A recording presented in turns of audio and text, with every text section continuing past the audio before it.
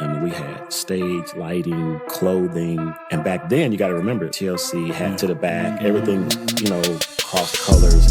And so my girls were beautiful. They were young, sexy, and beautiful.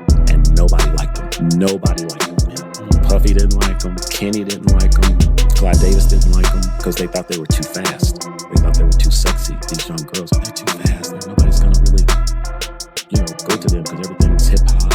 Blah, blah. Back in 1999, Sean Combs and Clive Davis reportedly passed on Destiny's Child, claiming the group seemed to grown for their age. That explanation immediately raised eyebrows, especially since the members were still very young at the time. Many people questioned that logic even more when later rumors surfaced suggesting Diddy didn't want to work with Beyoncé because he felt she was moving too fast, an odd claim, considering how young and closely managed she actually was back then. Behind closed doors, however, the story reportedly sounded very different. Industry chatter suggested that Diddy was actually very interested in Beyoncé and wanted exclusive control over her career. There were even rumors that he once talked about marrying her. As the years went on, insiders claimed that Jay-Z allegedly stepped in and shut everything down before it could go any further. This entire story traces back to Daryl Simmons, a respected industry veteran who worked with major artists like Usher and Monica. Simmons originally signed Destiny's Child to his silent partner production company under Elektra Records, back when the group was still known as the Dolls. They were actually there working when I was writing, I think, because I remember Beyoncé said, you were right there for Monica. I said, yeah, Dallas really needs a song, so that's nice. She was there? She was at my studio. They were rehearsing. I had them rehearsing. They were taking school. I had a tutor developing them. So they were signed to my production company for like 3 years. But I would say that to say they were all around each other. And that's why I think today they still stand at the top because they came from the old working. He later admitted that in the early days, he was so locked in on Beyoncé's star potential that he seriously considered renaming the entire group after her alone one group, one name, Beyoncé. That idea was shut down quickly though, when Matthew Knowles stepped in and made it clear that the other girl's parents would never agree to it, period. That moment sparked real tension behind the scenes. Daryl and Matthew reportedly clashed often, with big egos in the room and two strong-minded men both trying to steer the same ship in different directions. The energy was messy, competitive, and full of power struggles that made everything harder than it needed to be. Over time, both of them allegedly realized they could have built something even bigger if they had worked together instead of butting heads. Daryl later owned up to his mistakes, admitting he was young, full of big ideas, and didn't always have the experience or people skills to match his ambition. He also made it clear that when LaToya and Latavia left the group in 1999, he was receiving non-stop calls from media outlets, but he stayed silent and never sold anyone out.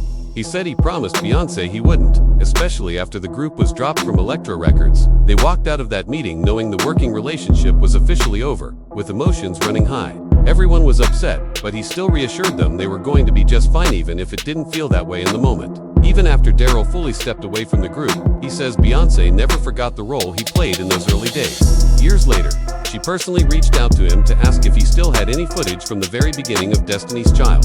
According to Daryl, much of her early material had been lost in a fire, and since he was always filming back then, he was one of the only people who might still have pieces of that history. This wasn't handled through assistants or middlemen, either. Beyoncé reportedly flew him to New York herself, and the two of them sat together watching old tapes, flipping through photos, and reliving the moments that shaped the start of her journey. Daryl said he filmed everything because he knew from day one the group was special and something told him Beyoncé would come back for that footage someday. So he boxed it all up and held onto it for years. And sure enough, that call finally came. He said people from her team kept walking into the room and getting emotional, even tearing up as they watched never-before-seen clips of Beyoncé and the group rehearsing, growing, and becoming Destiny's Child.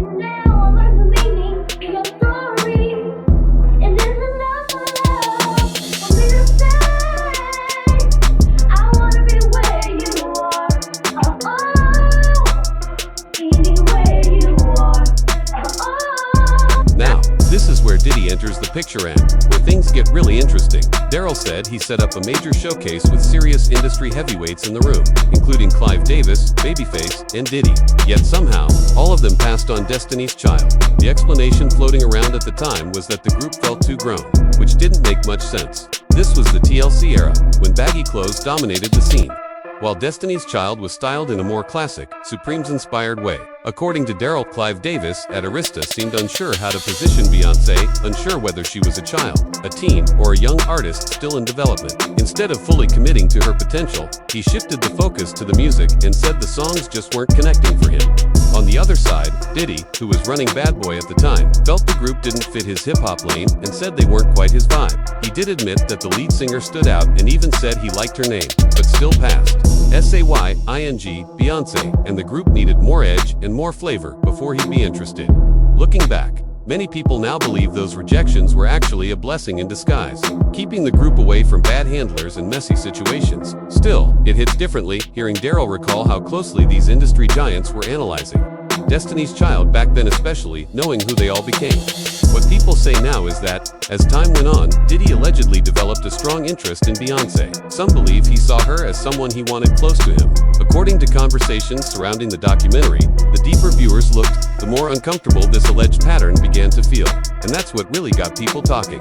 The discussion isn't that he casually pursued women, but that he allegedly focused on women connected to men already in his circle. The claim is that he would stand beside these men, build trust, act friendly, and then allegedly cross lines behind the scenes. People point to names like Nisa, Kim, Sarah, and Cassie, women who were connected to people he already knew, and argue that this pattern wasn't accidental. Because of this, fans have started re-examining his long friendship with Jay-Z. Some feel that if history shows anything, it's that certain connections may have been more about leverage than loyalty. That raises uneasy questions about whether Beyoncé, given her rising status and influence, would have been seen as the ultimate win in his eyes. But once it became clear that Jay-Z was firmly in the picture and that door was completely closed, people believe Diddy backed off and kept things strictly friendly. And let's be real, if Jay already had Beyoncé locked in, most people knew better than to cross that line. There have also been long-standing industry rumors about tensions involving people who got too close to Beyoncé. However, those stories remain unproven and should be treated as speculation, not fact. All I can tell you, there was a famous R&B chick, and the guy that was getting money at the time. You know, he used to be in the studio, and every now and then he'd have a camcorder, so he was able to get some footage. He wanted to do something with the footage, but I don't know why he didn't do nothing with it, but if I could have got a hold of the tape, I'd be a millionaire, man. I know TMZ would have paid a bank for that one, man. It is a tape, and if you read the comments, a lot of people figured out, because, you know, people that was in Houston at the time, they know who was a little loose. Back in December 2007, on Jay-Z's birthday, Pimp C was found dead in his hotel room. The official coroner's report stated that his death was caused by complications linked to heavy lean use combined with sleep apnea. On paper, that explanation closed the case. But for many people, the timeline never fully sat right. Pimp C had been staying at the Mondrian Hotel in West Hollywood while working on new music. Earlier that morning, on December 4th, he had performed with Too Short. He was scheduled to fly back home later that day, where his wife and cousin were already waiting for him at the airport. When he stopped answering calls that morning, his wife contacted the hotel and asked staff to check on him. Hotel employees found him unresponsive in his room. Paramedics arrived shortly after, and he was pronounced dead. Even years later, many fans say the circumstances left unanswered questions that continued to spark debate. Over time, speculation spread online, with some people claiming Jay-Z was somehow connected based on rumors that Pimp C was allegedly threatening to release a tape involving Beyoncé.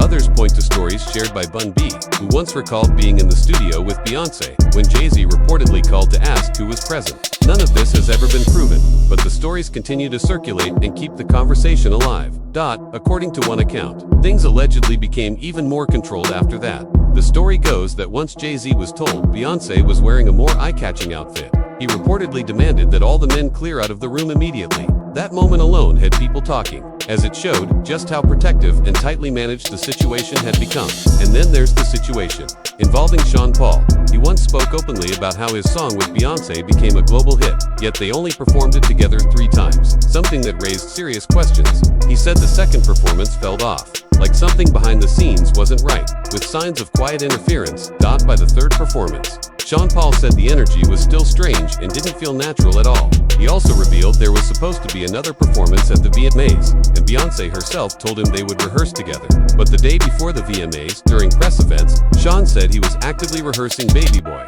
only to later be told by the label, flat out, "They're not doing the song with you." That sudden switch left fans confused and added to the growing belief that certain collaborations involving Beyoncé were being tightly controlled behind the scenes. Allegedly, much of that blocking happened because Jay-Z wasn't comfortable with rumors claiming Beyoncé and Sean Paul had something going on. People say Jay doesn't play when it comes to his woman, and once whispers started spreading, doors quietly began closing, and situations became more controlled.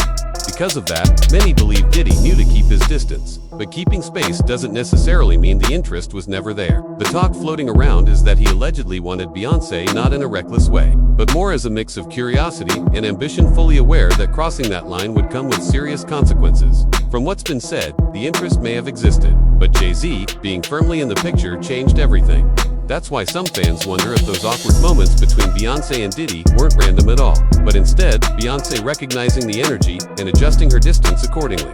Maybe that's what it was, or maybe it wasn't. Either way, the conversation is definitely there. Now, it's on you. Do you think things would have played out differently if Jay-Z wasn't around? Do you think Beyoncé noticed the attention and intentionally created distance? Drop your thoughts in the comments. Don't forget to like, subscribe, and share, and I'll see you in the next one.